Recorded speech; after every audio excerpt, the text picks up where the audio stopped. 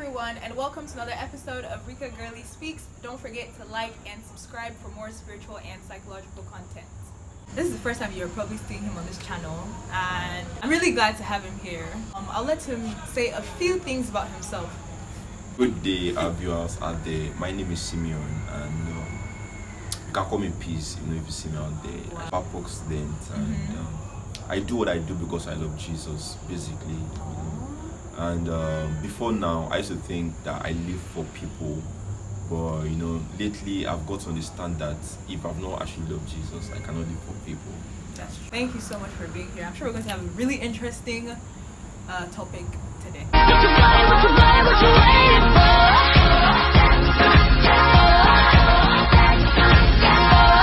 Alright, so the first example we'll be looking at is Jabez's prayer.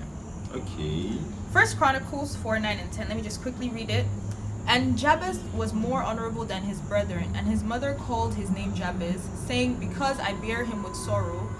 And Jabez called on the God of Israel, saying, oh, that thou wouldest bless me indeed, and enlarge in my coast, and that thine hand might be with me, and that thou wouldest keep me from evil, and that it may not grieve me. And God granted him that which he requested. This is King James Version. I know a lot of people don't really like using King James Version because it's kind of complicated. But it's actually straightforward. Yeah, I feel like I prefer King James Version. Okay, so for me, when it comes to Bible, I want to read KJV first before I see another version. So if I can have a better understanding on KJV, when I see other versions, wow, I become an excellent in the Bible. I agree. Yeah. I agree. I mean, look at what his name means. Jabez, like, he causes pain. He was born in sorrow. When his mom gave birth to him, she gave birth to him with sorrow. I mean, that's so sad. Which mother would name their kid he causes pain? But don't you think that for every woman, you always give birth to your children in sorrow? Exactly. So what made his own case peculiar? Don't let me use the word sorrow. Like pain, there always be pain. So why would the mom go all out to name the child? That's a question I asked. People of the old, even nowadays, people give names, due to what they go through and That's due true. to what actually happened, in the process of the child coming forth. Yeah. But that's the reason why I like this prayer so much. Okay. Because he didn't choose to limit himself to his name and the circumstances upon which he was born. The stigma around the name. Exactly. And instead, he still told God, he still pleaded. That means he had faith for you to be able to go outside of your situation or your predicaments or whatever it is that you're being surrounded by, and to still ask God to do something different, to change something negative into something positive. I think that is something really, really, really, really great for us today. There's this whole idea of generational curses. Yeah, definitely. It's a real thing, actually. Foundational problems.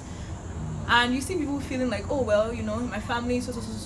But based on Jabez's prayer, we can learn that you're not limited to whatever your ancestors have done. You're not limited to whatever has happened in your family or in your home or mistakes that have been made. Yeah. You can come out of that. God can change that situation into something positive. If you have faith and you seek him out and you pray about it.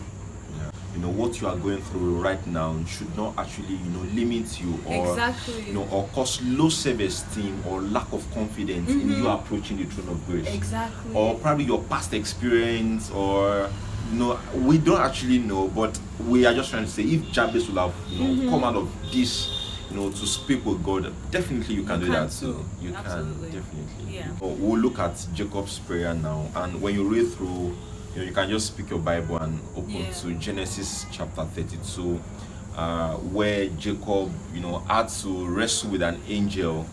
And imagine, as the guy said, get mine. I think the angel must have taken it easy on him, though. No. Okay. So theologically, I was meant to understand, or we were taught that it was not really like an angel, so to say. It was actually God himself. What? Yes, theologically. So it wasn't like a physical battle? No, it wasn't like a physical battle. And so he actually had an encounter, it's just like an encounter with God. Okay. So he took all of his time when he had an encounter with God. Then I will try to say that when it comes to prayer now, there's a place called the secret place. So in the secret, as Ifya rightly said, she said that the secret place now, when it comes to the secret place, you know that that's where you do all of the wrestling. Yeah, that's where you do all of the battle, all of the everything. Then you come out and just speak few words and you see things happen. So Abraham was told that he will be the father of all nations. But if Jacob had not taken the opportunity to talk to God at that particular time, probably he would have, missed that opportunity.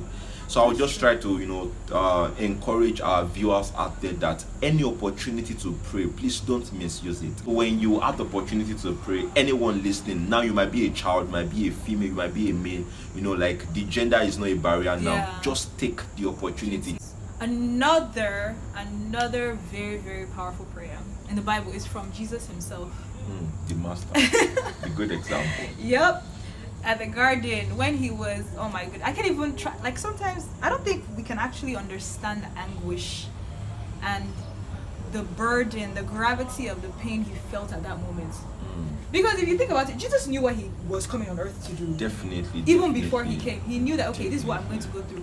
He had an idea, but that moment, it seemed like it was overwhelming and he couldn't handle it. Should I say he couldn't handle it about you? Yeah, definitely. Okay. Yeah, honestly speaking, you are very right. Humanly, he couldn't have handled. Yes, it was.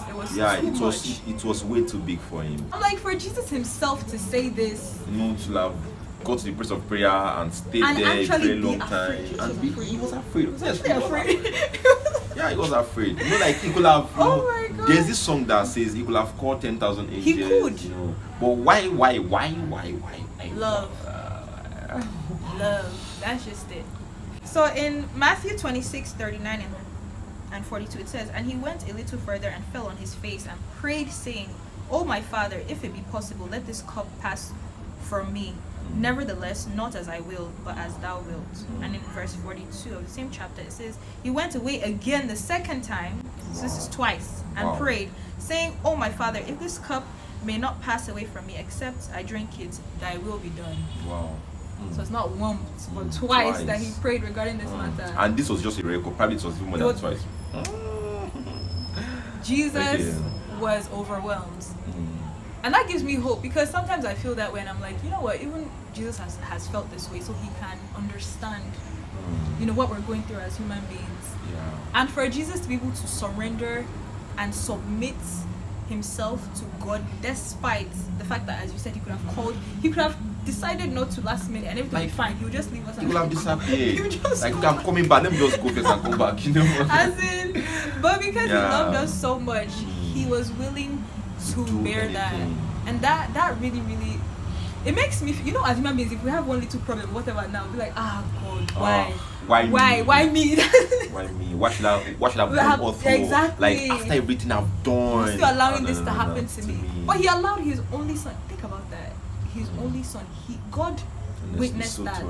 God witnessed. When we also go through troubles, it doesn't mean that God doesn't love us. Yeah. When we go through difficulties, it doesn't mean that he doesn't love us. I mean, he loved Jesus and he still allowed him to go through that. So this is something that we can learn from, I believe. Not our will, not my will, but yours be done. I was going to say that when you want to pray, it shouldn't be out of emotion. It shouldn't be out of the way you feel. It should be actually out of what God actually wants. Yes.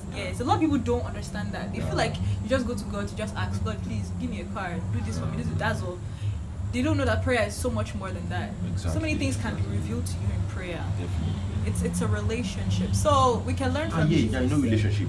If you don't now, okay, probably I would just try to say this, that if you don't have a relationship with God in the first place, you cannot expect to just ask for something. Exactly. Exactly. If Jesus were the Son of God and he was praying and that prayer was not even answered at that particular time, need to understand. How much more me us. or you, us? Honestly. That the relationship is not actually intimate. That's why a lot of people become atheists. Maybe your mom is sick and she's very, very sick, and you don't really know God that much, and you just say, God, please, if you're real, heal my mom. Lord, do this for me, and then she dies. God will not then that means God is not real now to you, because and God will never do magic. He can only do just miracles. A lot of people are afraid to pray for God's will because they feel like God's will is not what they would like. Definitely. And honestly, God is actually the best. Yes, it's actually the best, It's but we actually feel the like best. it's not what we want. And lately I've learned that when you allow God's way, you don't need to pray much. God's will is best. Anna's prayer, we'll be saying 1 Samuel chapter 1. So when you read through, we all know the story of Anna. Yeah. She was overwhelmed to the extent of crying. Bible says that she wept bitterly. So I want to ask you, like, is it necessary to actually cry in prayer? I used to cry. Really? Okay. So like, Honestly, I've actually wanted to cry in place of prayer, but it has not happened before. Is it because I'm emotional? No, it's because I think it depends on the gravity of the situation, though. Really? Or maybe it also depends on how everybody expresses their own emotion. Whether you cry or you don't cry, it's about the heart now. Yes. Bible says in 1 Samuel, chapter 16 now, the Bible says that God does not look at the physical, but the. So, and I would like to say that for all of your tears and for all of your sincerity, God is actually interested. Aww.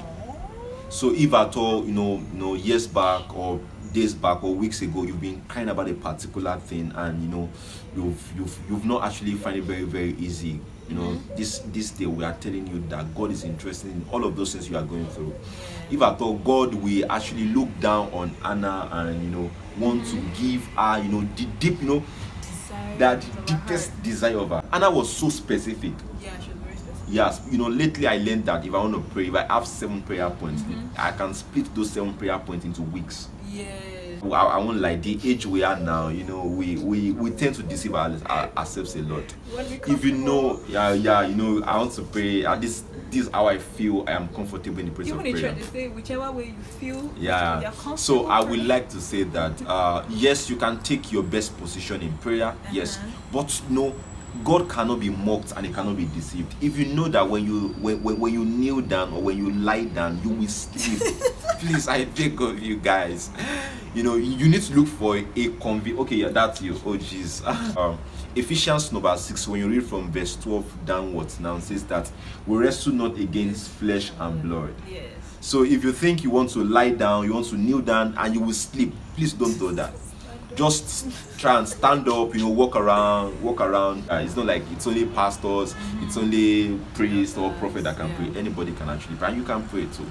Thank you so much for sharing with us those examples on powerful prayers in the Bible. Please, these things that have been said today, it's not, like he said, it's not limited to anyone. You can try it and God will answer. He looks at the heart. Even if you try at first and it seems kind of difficult or you sleep off, don't give up. Exactly. Just continue. Exactly. You can do it again. Exactly. Do it again. So just continue to try and try. Yeah. God will help us and grant us the strength. Amen. Thank you so much, Simeon, for being here once again. It's my pleasure. Really appreciate it. Yeah. Have a wonderful day, guys. Bye.